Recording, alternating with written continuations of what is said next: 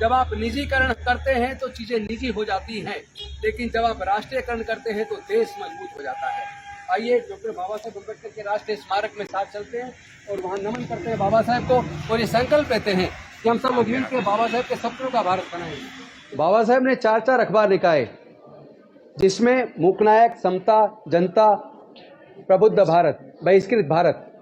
बाद में उन्होंने जनता जो अखबार है उसी का नाम प्रबुद्ध भारत रख दिया था। तो ये 4 अखबार डॉक्टर बाबा साहेब अम्बेडकर जी ने निकाले थे अपने जीवन में। और एक पेड़ के नीचे बैठकर चिंतन करते हुए रोने लगे कि मेरे जैसे विद्वान विदेश से पढ़ के आने के बाद भी इस विद्वता का कोई मोल भारत में नहीं है। और वो पेड़ के नीचे बैठ के रोते हुए उन्होंने उस दिन संकल्प किया। वो दिन था 23 सितंबर 1917। From fraternity. Without equality, liberty would produce the supremacy of the few over the many. सभी साथियों को नमो बुद्धाय, जय भीम, जय भारत। सबसे पहले तो मैं आप सबको, समस्त देशवासियों को आज संविधान दिवस की शुभकामनाएं देता हूं। 26 नवंबर वो दिन है जिस दिन डॉक्टर बाबा साहेब अम्बेडकर जी ने भारत का संविधान पूरे देश को समर्पित किया और हम सब ने अंगीकार किया। और ये वो स्थल है जहां डॉक्टर बाबा साहेब अम्बेडकर जी ने अपने जीवन के अंतिम वर्ष गुजारे और यहां रह के उन्होंने भगवान बुद्ध और उनका धम्म कंप्लीट किया। और ये जो जगह है, इसको डॉक्टर बाबा साहेब अम्बेडकर जी के नाम पर राष्ट्रीय स्मारक बनाने का हमने लंबा आंदोलन किया, लंबी लड़ाई लड़ी। मिस्टर जिंदल ने हमारे खिलाफ दिल्ली हाई कोर्ट में केस भी डाला था। उस कोर्ट के अंदर एक वकील के तौर पर यह केस भी मैंने वहां लड़ा और भारत सरकार को मजबूर किया इस स्थान को डॉक्टर बाबा साहेब अम्बेडकर जी के नाम पर राष्ट्रीय स्मारक बनाने के लिए।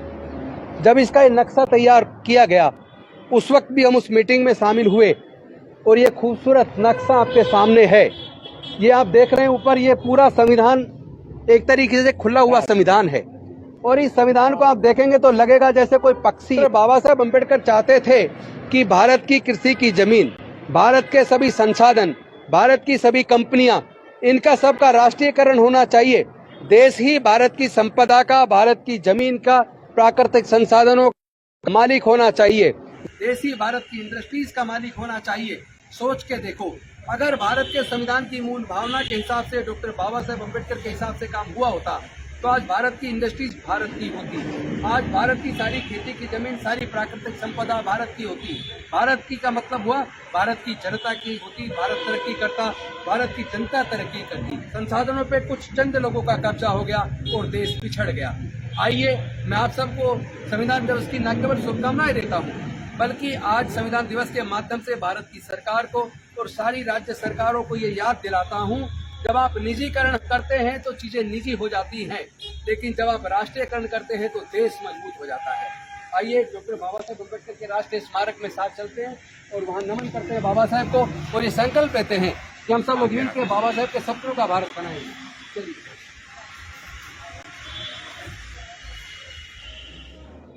जब उनका सामान पारसी धर्मशाला से बाहर फेंक दिया गया और ट्रेन में टाइम था 4 से 5 घंटे का, तो डॉक्टर बाबा साहेब अम्बेडकर सियाजीराव गायकवाड़ जी के बनाए हुए कमाटी बाग में गए और एक पेड़ के नीचे बैठकर चिंतन करते हुए रोने लगे कि मेरे जैसे विद्वान विदेश से पढ़ के आने के बाद भी इस विद्वता का कोई मोल भारत में नहीं है। और वो पेड़ के नीचे बैठ के रोते हुए उन्होंने उस दिन संकल्प किया। वो दिन था 23 सितंबर 1917। वहाँ उन्होंने संकल्प किया कि मैं अब अपने पूरे जीवन अपने बहुजन समाज, दलित, पिछड़े, आदिवासी, इनकी आज़ादी और अधिकार के लिए लड़ाऊंगा। और वहाँ से संकल्प दिवस से उस संकल्प के साथ शुरुआत की हमारे समाज की आज़ादी की। आइए आगे देखते हैं।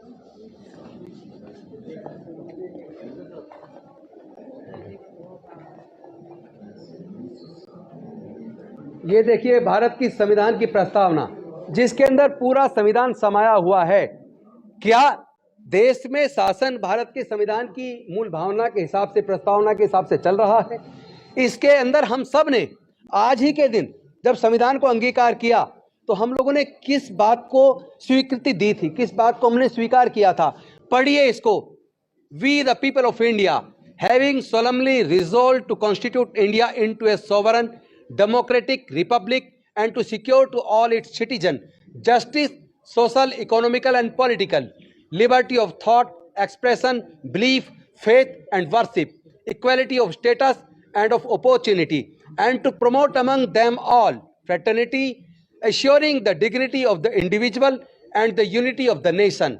In our Constituent Assembly, this 26th day of November 1949, do hereby adopt, enact and give to ourselves this Constitution. तो जिस दिन हमने इस संविधान को अंगीकार किया था, जो बातें उस दिन हमने कही थी कि सबको न्याय मिले, कौन सा न्याय?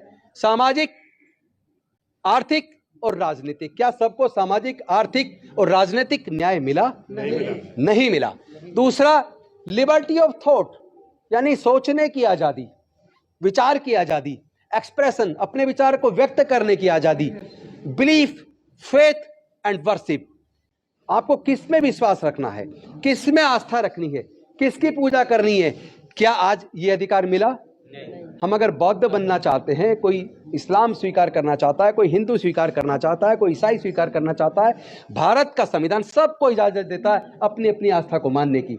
लेकिन क्या भारत में ये लिबर्टी पूरी तरीके से बरकरार है या इसके ऊपर हमला हो रहा है? और इसके ऊपर देखिए, equality of status and opportunity, क्या स्टेटस और अवसर, इसकी समानता मिल पाई? नहीं मिल पाई। And to promote among them all, क्या प्रमोट करना था? फ्रेटर्निटी, एक तरह से बंधुत्व, भाईचारा। Assuring the dignity of the individual, यानी हर व्यक्ति स्वाभिमान के साथ रहे। And the unity of the nation, और पूरा देश एकजुट रहे। क्या देश एकजुट है? क्या देश में जाति धर्म के नाम पे उन्माद नहीं है? क्या देश को बांटा नहीं जा रहा है? अगर इस तरह देश बटेगा, देश एकजुट नहीं होगा, तो क्या भारत मजबूत होगा? इसका मतलब भारत के संविधान की मूल भावना पर हमला है, भारत के संविधान पर हमला है। माननीय सर्वोच्च न्यायालय के अनेकों जजमेंट है जिसमें फुल बेंच सुप्रीम कोर्ट ने कहा है कि हमें हर हालत में भारत की संविधान की मूल भावना को बचा के रखना है। कोई भी देश की सरकार या राज्य सरकारें ऐसा कोई कानून नहीं बना सकती जो मूल भावना के खिलाफ हो। लेकिन आज कई राज्यों ने ऐसे कानून बना दिए कि किसी को किस धर्म के प्रति आस्था रखनी है, धर्म उन्होंने एम्ब्रेस करना, मान लो बुद्धिज्म या कोई और, तो उन्हें डीएम से परमिशन लेनी होगी। भाई संविधान तो कहता सबको अपने अपनी आस्था की आज़ादी है। फिर ये जो राज्य सरकारें कानून बना रही हैं, जबकि माननीय सर्वोच्च न्यायालय का जजमेंट है कि कोई भी स्टेट गवर्नमेंट ऐसा कोई कानून नहीं बना सकती जो हमारे भारत के संविधान को ओवरराइड करे, लेकिन ऐसा हो रहा है। 5 जज बेंच, फुल जज, 13 जज बेंच, उसकी जजमेंट के खिलाफ 3 जज बेंच की जजमेंट आती है और उसको लागू किया जाता है। हम किस दिशा में जा रहे हैं, भारत किस दिशा में जा रहा है, इस पर हमें सोचना होगा। आइए आगे बढ़ते हैं। ये बड़ौदा के नरेश से सियाजीराव गायकवाड़।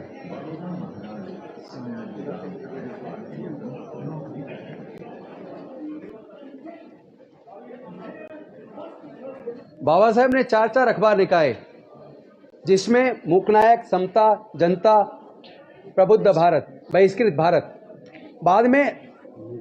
बाद में उन्होंने जनता जो अखबार है उसी का नाम प्रबुद्ध भारत रख दिया था। तो ये 4 अखबार डॉक्टर बाबा साहेब अम्बेडकर जी ने निकाले थे अपने जीवन में। Round table conference and communal award, इसको पढ़ना जानना बेहद जरूरी है कि इसी ने राउंड टेबल कॉन्फ्रेंस के माध्यम से जो 1930, 31, 32 में लंदन में हुई, उसी के माध्यम से डॉक्टर बाबा साहेब अम्बेडकर जी ने हमारे अधिकार सुनिश्चित किए। कम्युनल अवार्ड आया, जिसके खिलाफ गांधी जी अनशन पर बैठ गए, जो हमारे अधिकार ना मिल पाए उसके लिए। अल्टीमेटली उसके बदले में ये पॉलिटिकल रिजर्वेशन, एजुकेशनल इंस्टीट्यूशन में रिजर्वेशन, सरकारी नौकरी में रिजर्वेशन, वो हमें मिला। And equality be divorced from fraternity. Without equality, liberty would produce the supremacy of the few over the many. जब लिखोगे अशोक के प्रशासन के बारे में तो आपको ज्यादा नंबर मिलेंगे। प्रोफेसर ज्यादा जानती होंगी, सॉरी। जय भीम, जय भीम। तो आप तो आपको लिखना भी सीखना पड़ेगा और उसके लिए पढ़ना पड़ेगा। तो ज्ञान से ही दुनिया आगे बढ़ेगी और जो देश आगे बढ़े वो भी ज्ञान से बढ़े हैं, जरूर सोचिएगा। ठीक है, thank you very much. Okay bye, शुक्रिया। नेशनल दस्तक की आपसे गुजारिश है कि अगर इसको बचाना चाहते हैं तो नेशनल दस्तक को सब्सक्राइब करने के लिए रेड कलर के सब्सक्राइब बटन को दबाएं, फिर बेल आइकन की घंटी दबाएं। नेशनल दस्तक को बचाने के लिए बहुत जरूरी है कि हर खबर को शेयर करें, लाइक करें, कमेंट जरूर करें।